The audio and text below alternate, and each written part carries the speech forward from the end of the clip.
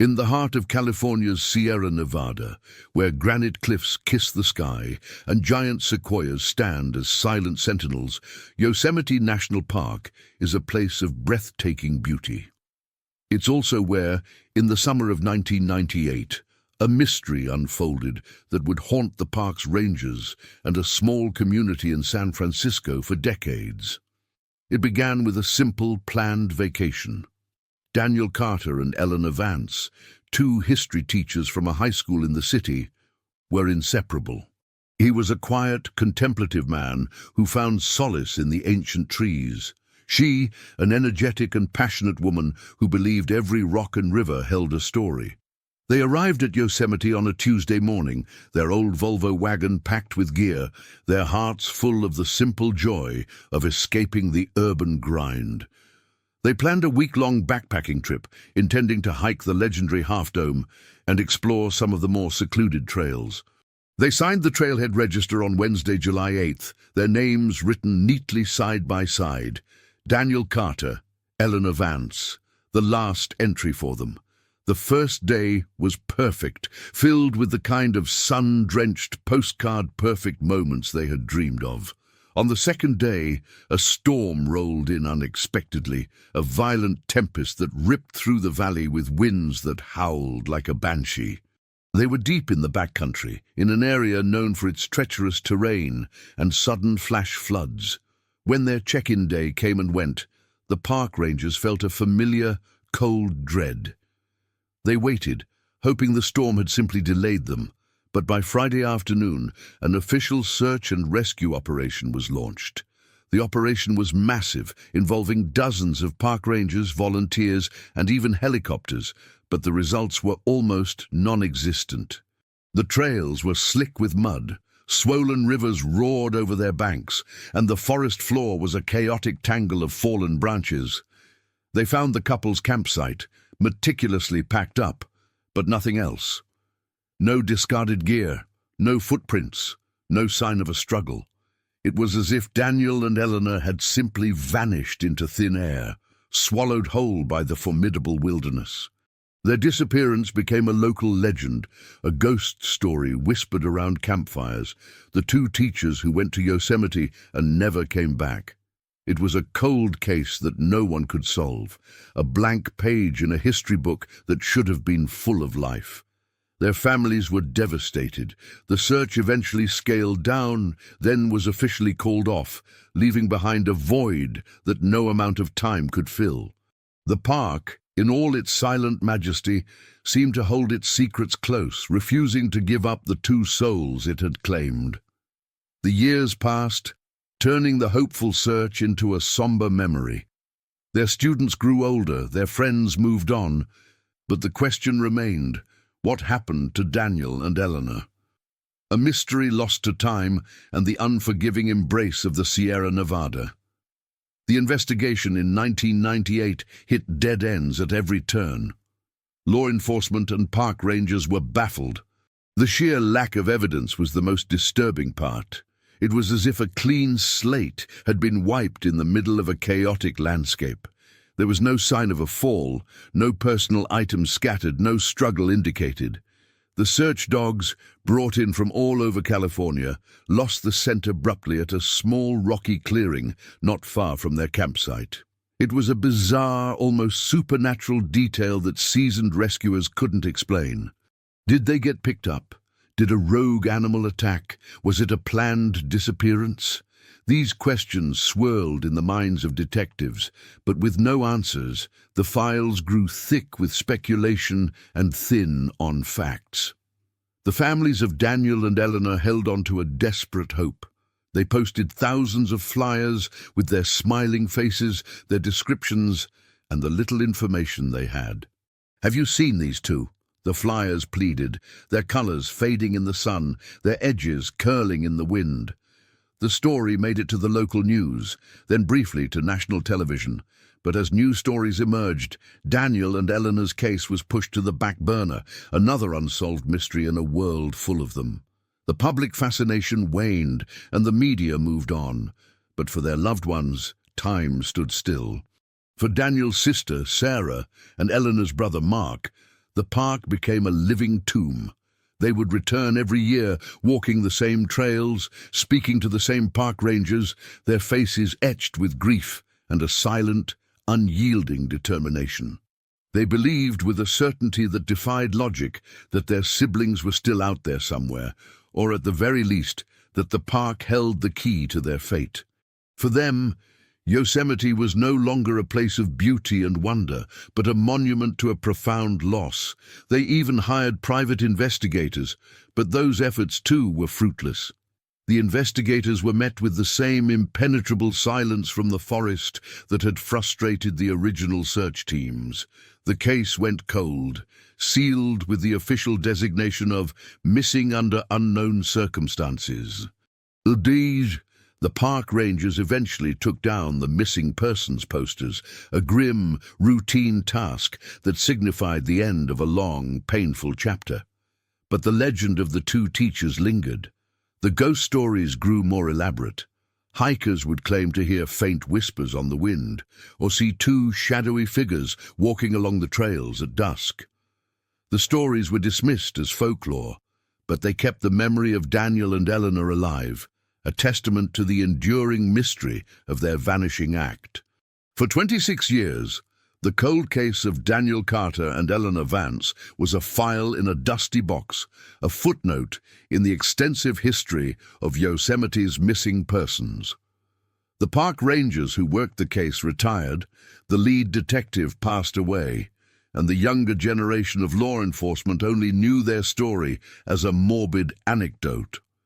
But in the summer of 2024, a team of independent rock climbers, a group of thrill-seekers documenting new routes, made a discovery that would rip the case wide open.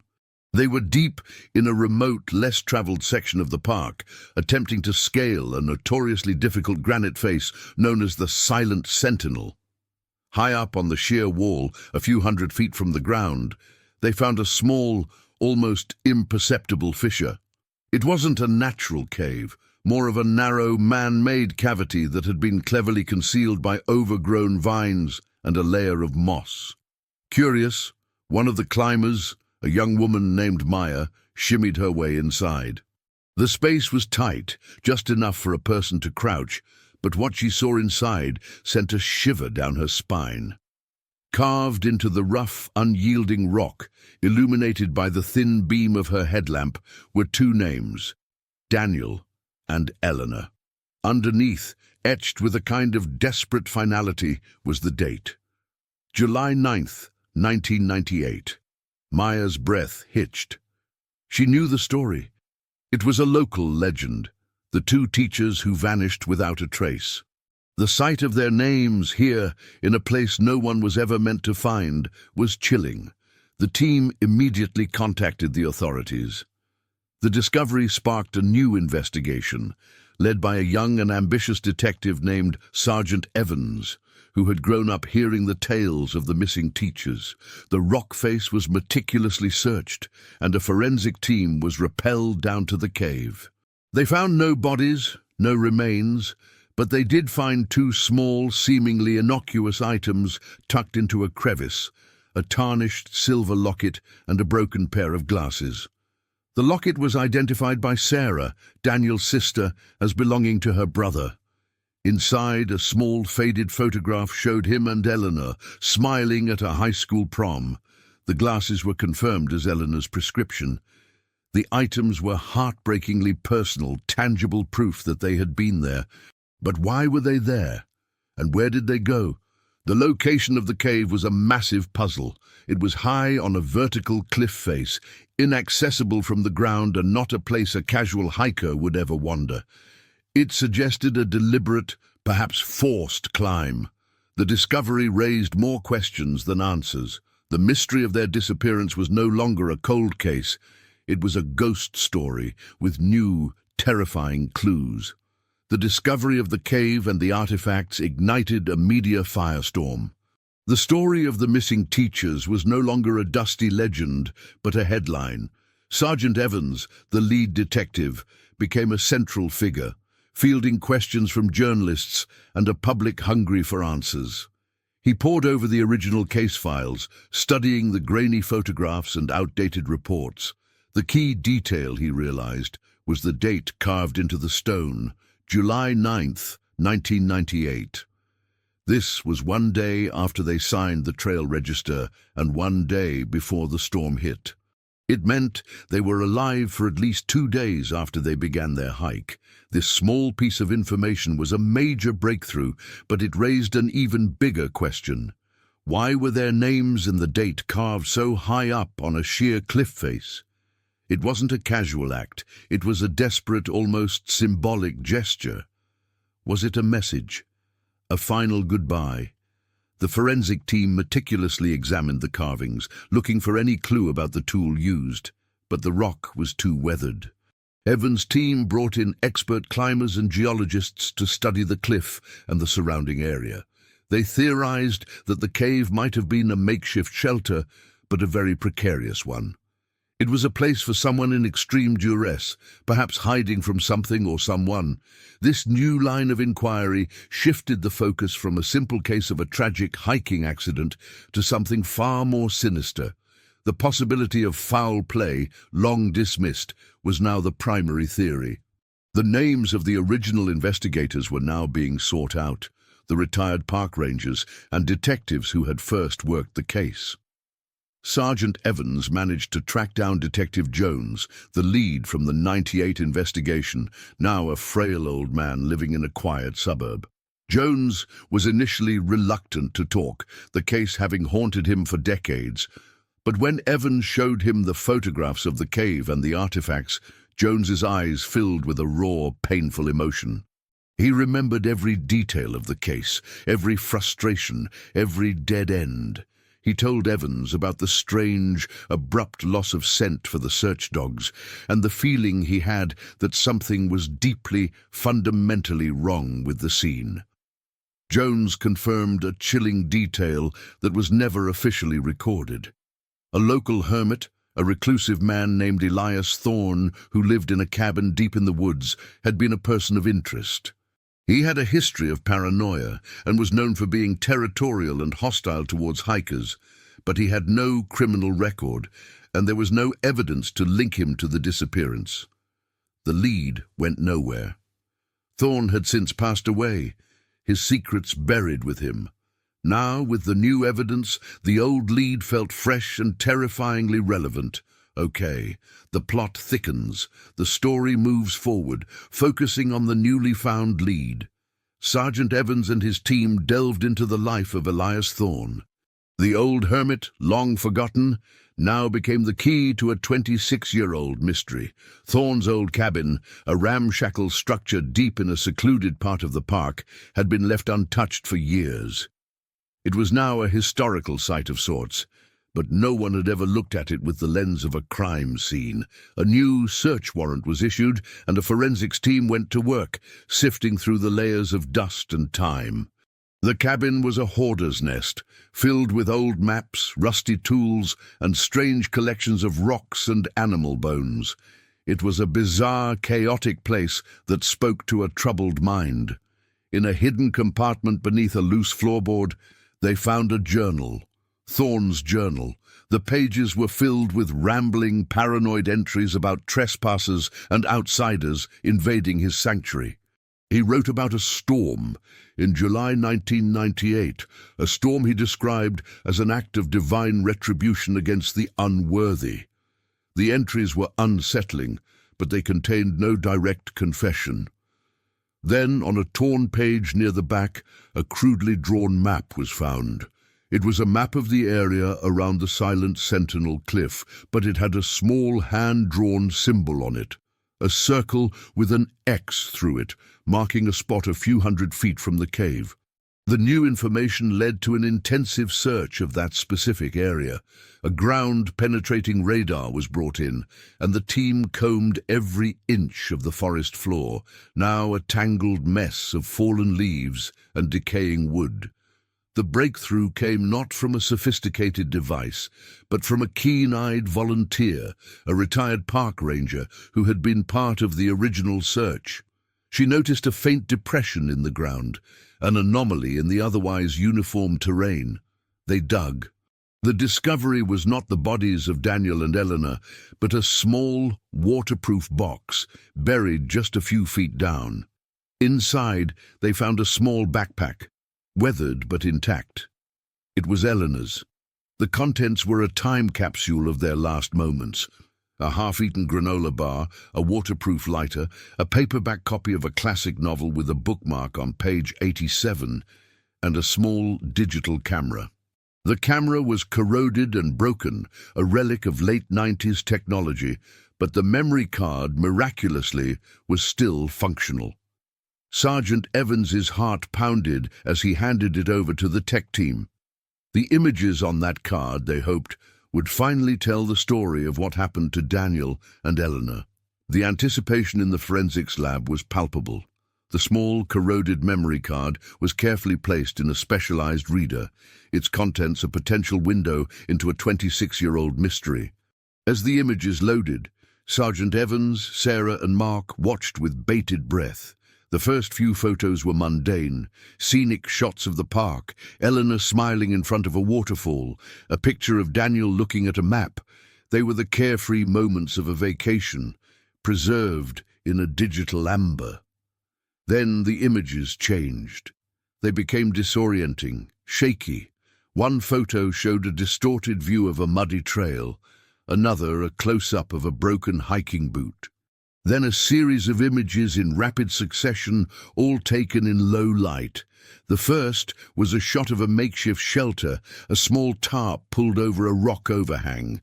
The next showed a figure, blurred and hunched over, his back to the camera. The third was of a man's hand, gnarled and dirty, holding a rusty knife. It was a terrifying sequence, a silent film of a struggle. The last photo was the most shocking. It was a clear, focused shot of a man's face, his eyes wide with a cold, unsettling madness. The face was gaunt, his beard long and matted. It was the face of Elias Thorne, the Hermit. The picture was dated July 9th, 1998, 11:42 p.m. It confirmed their worst fears. Thorne was not a harmless recluse. He had confronted them. But what happened next? The camera was clearly dropped, its final image a desperate, silent scream. The lack of photos after this moment was a deafening silence. The images provided a motive and a clear suspect, but they didn't provide the final answer. They proved that Daniel and Eleanor had made it to the cliff and sought refuge, and that they had been confronted by Thorne, but where did they go? Why weren't their bodies found at the cabin or near the cliff? The mystery had a villain.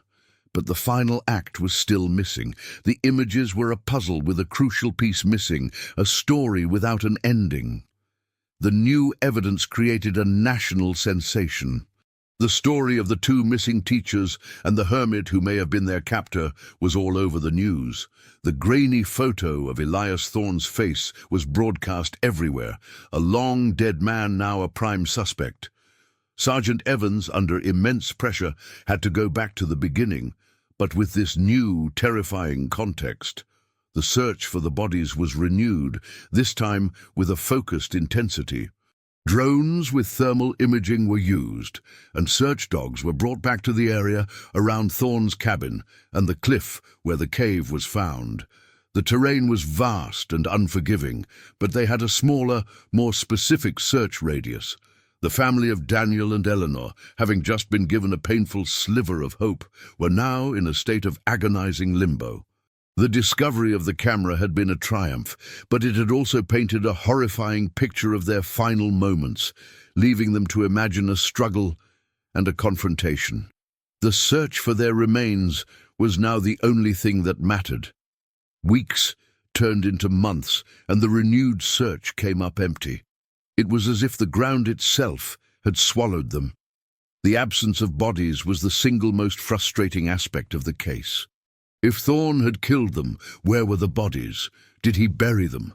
Did he hide them somewhere in the vast labyrinthine cave systems that riddled the park?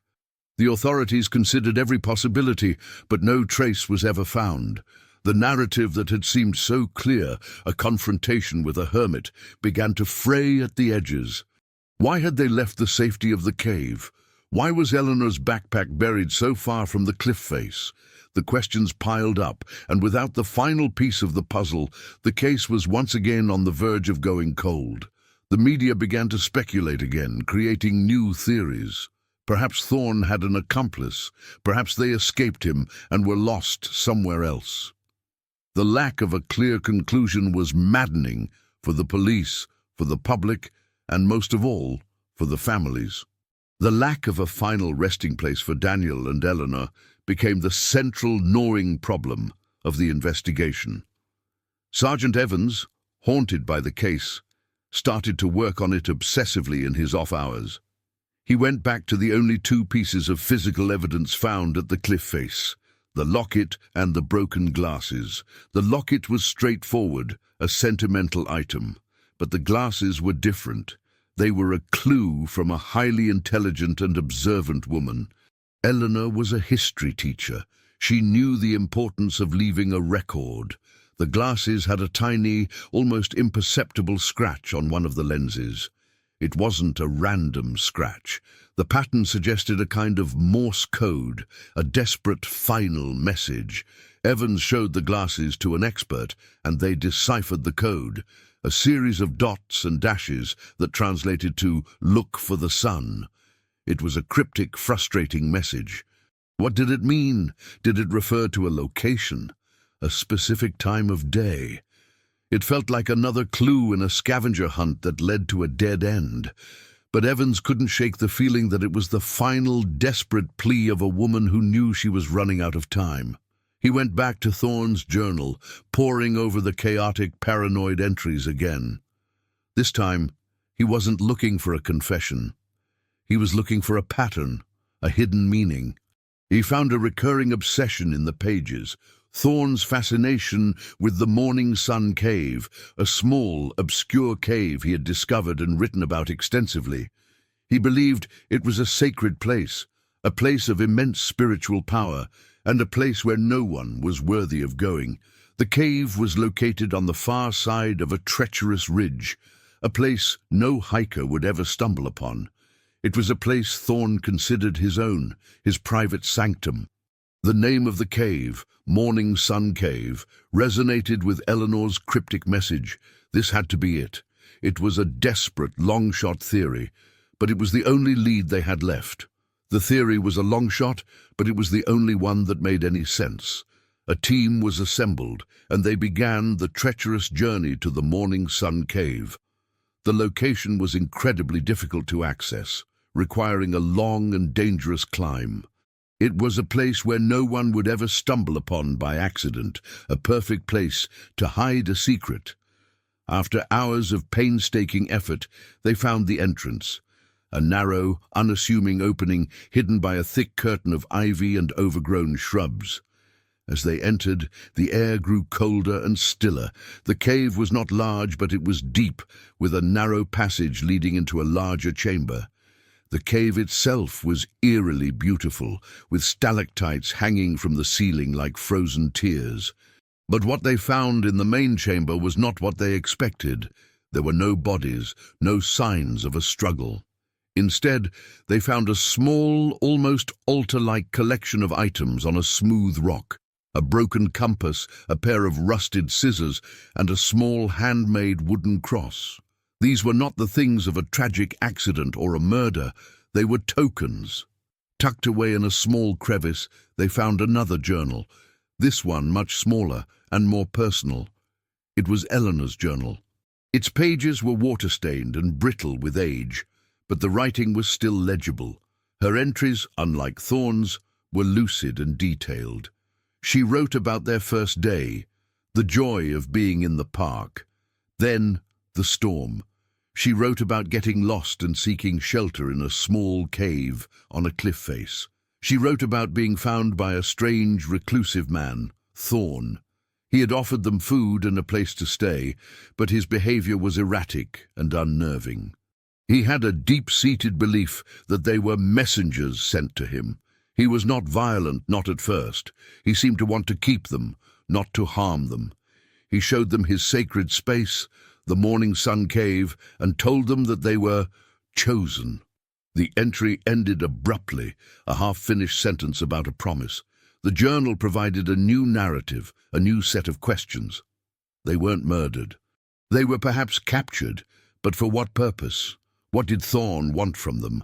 The contents of the cave and the journal felt more like a strange spiritual pilgrimage than a crime scene, and the bodies of Daniel and Eleanor were nowhere to be found. The discovery of Eleanor's journal and the items in the Morning Sun Cave completely reconfigured the case. The narrative of a violent confrontation with a killer hermit was now replaced by something far more complex and unsettling. Thorne wasn't a murderer in the conventional sense. He was a deeply disturbed man with a messianic complex. He didn't want to harm Daniel and Eleanor. He wanted to keep them. Eleanor's entries painted a picture of two people trapped not by a physical cage, but by a man's delusional state. They were his messengers, his companions on a sacred pilgrimage through the forest. He fed them, gave them shelter, and spoke endlessly about the spiritual power of the land.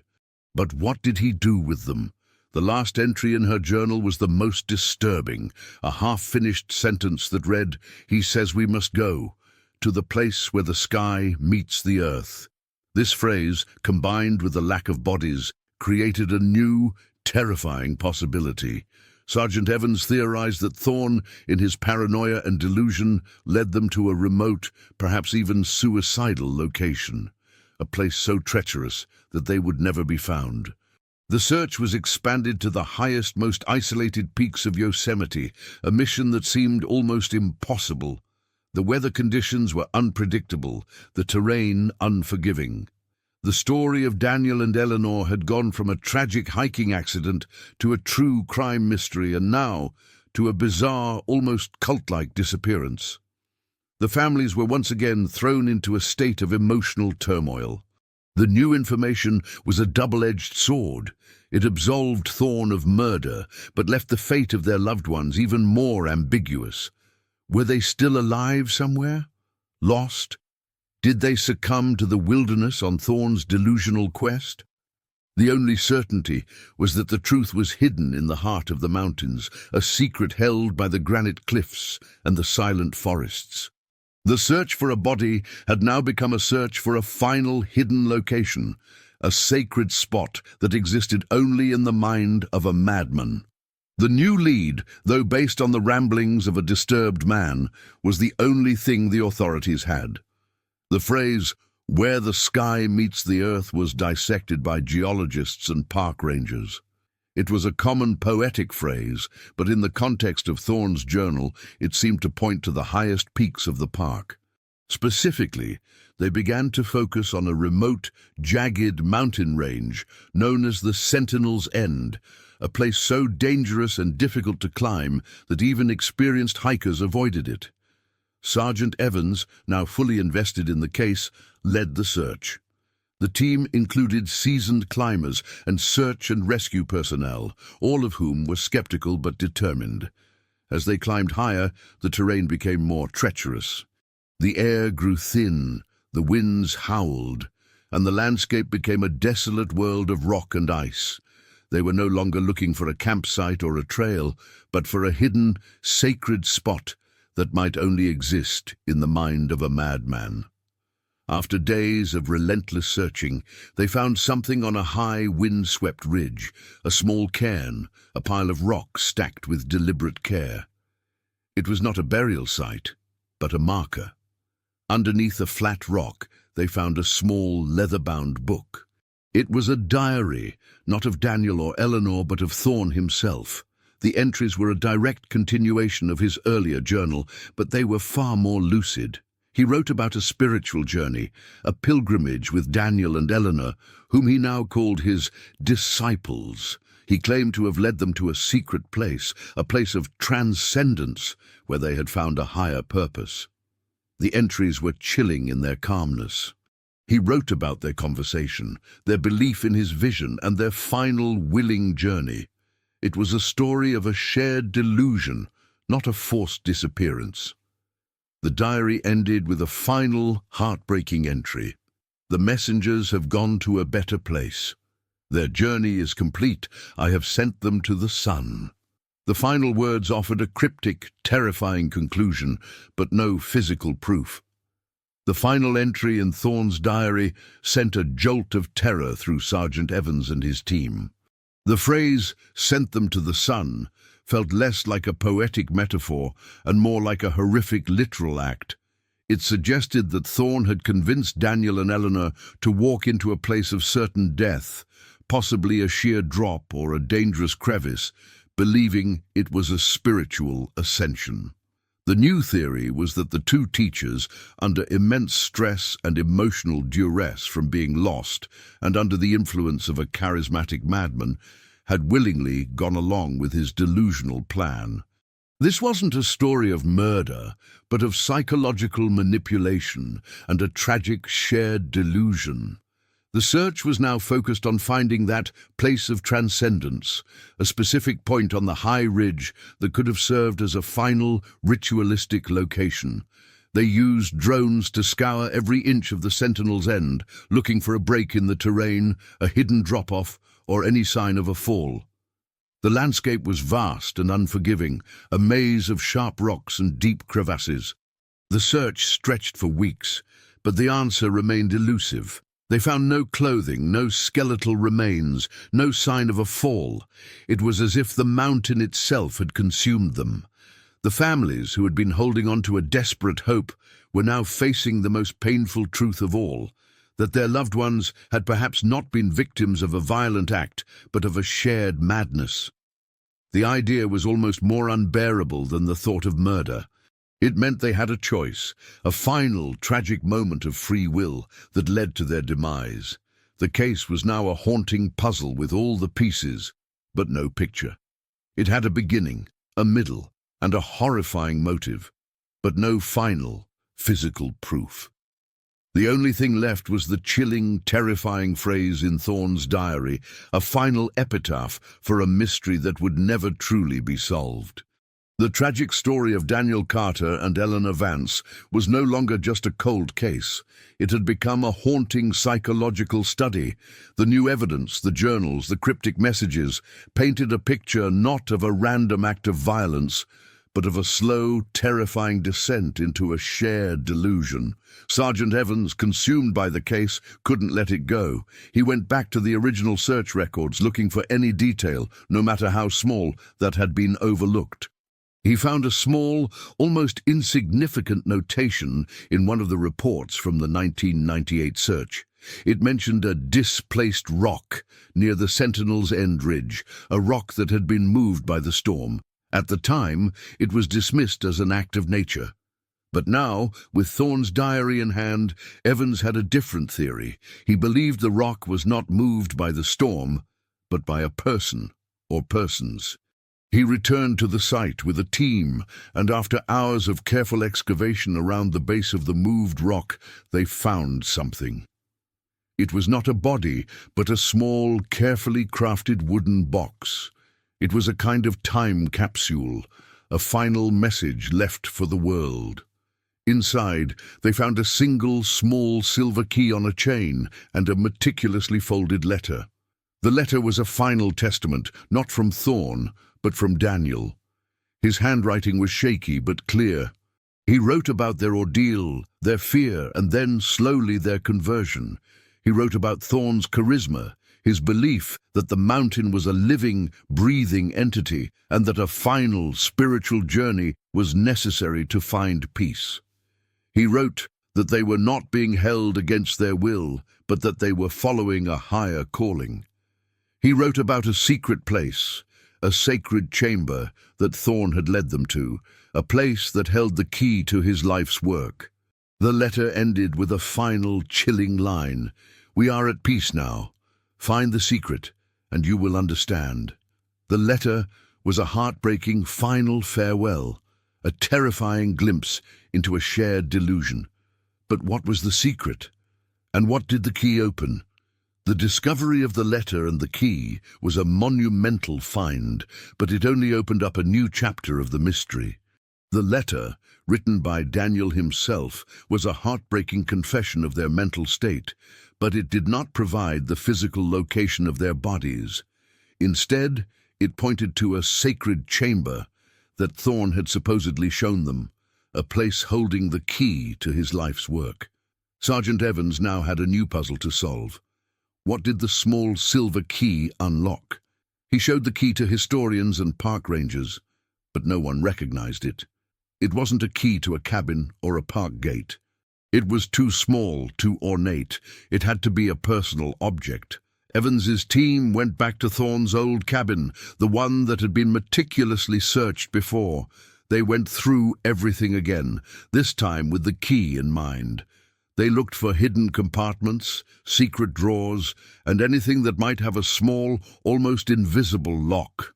After days of fruitless searching, one of the detectives noticed something unusual about a large antique wooden chest in the corner of the cabin. It had a strange, almost imperceptible seam on its side, a small groove that could be a hidden door. With a bit of force, they were able to pry it open. Inside, there was a small locked compartment. The silver key fit perfectly. The compartment was empty, save for a single small scroll. The scroll was a hand-drawn map. It was a map of Yosemite, but it was not a conventional one. It was a cryptic drawing of stars and constellations, with lines and symbols drawn over the familiar landscape. At the center of the map was a single large star, and a note in Thorne's handwriting that read, "The messengers have returned to the stars. This is their final resting place." The map pointed to a specific, unnamed location in the highest peaks of the park. It was a final, frustrating clue, leading them on a wild goose chase to a place that may or may not exist. The case of Daniel and Eleanor was no longer a disappearance. It was a bizarre cosmic puzzle, a final, unresolvable mystery that transcended the physical world. The map was a work of twisted art, a final message from a disturbed mind. It was not a topographical map, but a cosmological one, with stars and constellations drawn over the jagged landscape of Yosemite. Sergeant Evans, now operating on a mix of professional duty and personal obsession, realized they needed a different kind of expert. He consulted with a retired astrophysicist and amateur cartographer who specialized in ancient star maps. The expert, a man named Dr. Alistair Finch, was intrigued by the map's strange symbols and precision. He spent days decoding the map, cross-referencing the constellations with the time and date of the disappearance.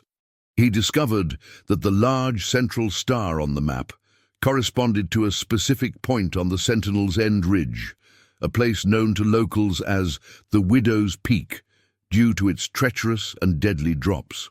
Dr. Finch explained that the map was not a random set of drawings, but a precise ritualistic alignment. Thorne had used the stars to guide him, believing he was leading Daniel and Eleanor to a celestial destination on Earth. The sacred chamber was not a cave, but a specific location, a small rocky outcropping on the peak. It was a place where, from a certain angle, the sun would align with a specific star at a certain time of day. This was what Thorne meant by "sent them to the sun." It was a horrifying act of religious fanaticism, leading them to a place of no return. The team returned to the peak, but with a new understanding of what they were looking for. They found the outcropping, a small, almost undetectable platform on the edge of a massive drop. There were no bodies, no remains, just a few scattered rocks. But under one of the rocks, they found something that chilled them to the bone. A small, smooth, oval-shaped stone with the initials DC and EV crudely carved into it. It was a final, silent testament to their presence. The stone was their final message to the world, a heartbreaking epitaph in a place of immense beauty and horror. The discovery of the carved stone on the Widow's Peak was the final, heartbreaking piece of evidence in the case of Daniel and Eleanor. It was a silent, unmoving monument to their last moments, a final message in a world of mystery. The stone was a tangible, yet utterly frustrating piece of a puzzle with no solution. It confirmed their journey to the peak, but offered no explanation for their final moments. Did they jump? Did they simply sit and wait to die? The answer was lost to the wind. Sergeant Evans and the team searched the base of the cliff for months, hoping to find some remains, some sign. But the mountain gave up nothing. It was as if it had swallowed them whole, their bodies becoming part of the granite and the soil. The case was officially closed, with the cause of death listed as missing, presumed deceased. The final report painted a chilling picture. 2 people, lost and under the influence of a deranged hermit, choosing to end their lives on a remote peak, believing they were embarking on a spiritual journey. The story of Daniel and Eleanor became a legend, a grim tale told around campfires. Their names were now forever associated with the chilling beauty of Yosemite and the dark secrets it held. But for Sarah and Mark, their siblings' disappearance was no longer a mystery, but an agonizing, incomplete tragedy. The case was solved in a way, but there was no closure. The final horrifying truth was that they had not been murdered, but had willingly, in a moment of shared delusion, walked to their deaths, convinced they were going to a better place. The mountain had claimed them, but it was their own minds that had sealed their fate. The final act of Daniel and Eleanor's story became a solemn lesson for everyone involved. The mystery that had consumed so many for so long was a puzzle solved, but the solution was far from comforting. Their story was now a cautionary tale of the fragility of the human mind and the seductive power of delusion. Sergeant Evans, having closed the case, found himself unable to move on. He had followed every lead, found every clue, but the lack of a final physical resting place for the 2 teachers gnawed at him. He believed there was one more piece of the puzzle, a final tangible truth hidden somewhere in the vast, silent wilderness. He went back to the Widow's Peak on his own time, not as an investigator, but as a pilgrim. He sat on the small, rocky outcropping where the carved stone was found, and he watched the sun set. He thought about Daniel and Eleanor, 2 kind, intelligent people who had simply gone on vacation and ended up on a terrifying spiritual journey. He thought about Thorne, the lonely, disturbed man who believed he was a prophet. He realized that the answers were not in the rocks or the maps, but in the story itself. The story of 2 teachers who, in a moment of extreme vulnerability, had placed their trust in the wrong person. The case became a legend, a grim reminder that some mysteries are not about a killer or a crime, but about the human heart and its capacity for both love and madness. The final conclusion was that Daniel and Eleanor had willingly, in a state of shared delirium, walked to their deaths, believing they were going to a better place. But their bodies were never found. The mountain, in all its silent, unforgiving beauty, became their final resting place, a secret it would never give up. The final conclusion was that Daniel and Eleanor had willingly, in a state of shared delirium, walked to their deaths, believing they were going to a better place. But their bodies were never found. The mountain, in all its silent, unforgiving beauty, became their final resting place, a secret it would never give up. Sergeant Evans, long after the case was closed and the media had moved on, would sometimes return to the park. He would hike the same trails, stand on the same precipice, and look out at the vast, endless horizon. He would think about the 2 teachers who went on a vacation and never came back, and the hermit who, in his own twisted way, gave them an ending he believed was beautiful. The story of Daniel and Eleanor was no longer a criminal case. It was a ghost story, a modern-day myth whispered around campfires. Their names were carved into the rock face not as a final cry for help, but as an epitaph, a testament to a journey that transcended the physical world. The locket and the glasses, the journals and the map, they were all breadcrumbs in a horrifying trail of psychological unraveling. The real mystery was not where they went, but why. The answer, Evans knew, was in the human heart, and it was a truth more terrifying than any murder.